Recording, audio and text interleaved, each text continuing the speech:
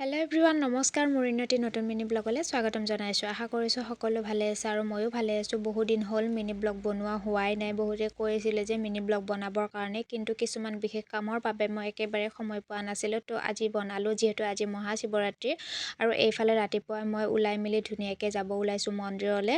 আৰু একেলগে ভণ্টিহঁতৰ লগত আমি মন্দিৰলৈ আহি পালোঁ আৰু আহি পাই এয়া মানুহৰ ভিৰ চাওকচোন বাৰু। প্ৰত্যেক বছৰে এই মন্দিৰটোত বহুত বেছি মানুহ হয় আৰু আমি জনা হোৱাৰ পৰা এই মন্দিৰটোক প্ৰত্যেক বছৰে অহা হয়। তাৰ পাছতে আমি চাকি বন্তি জ্বলালোঁ আৰু জ্বলাই মেলি এয়া গাখীৰ ঢালিলোঁ, যিহেতু গাখীৰ লৈ আহিছিলোঁ। আৰু মহাদেৱৰ ওচৰত এটাই প্ৰাৰ্থনা জনাইছোঁ, সকলোকে যাতে ভালে কুশলে ৰাখে, সকলোৰে মনৰ আশাবিলাক পূৰণ কৰি দিয়ে, তাকেই কামনা কৰিছোঁ। তাৰ পাছতে এয়া আমি প্ৰসাদ ল'লোঁ আৰু প্ৰসাদ লৈ মেলি ইয়াতে দিয়ে আলু ভাজি, আৰু ইয়াৰে আলু ভাজিটোৰ সোৱাদৰ কথা নক'ব আৰু ইমানেই বেছি সোৱাদ হয়। তাৰ পাছতে এয়া ভণ্টি আৰু মই ল'লোঁ আলু ভাজি। তাৰ পাছতে খাই মেলি এইফালে ঘোটা ল'লোঁ, যিহেতু আজি ঘোটাটো মেইন, যদিও মানে মই লৈছোঁহে কিন্তু খোৱা নাই। কাৰণ কিয় জানেনে, আজি আমাৰ নামৰ অনুষ্ঠান আছে, এখন নহয় দুখন আছে।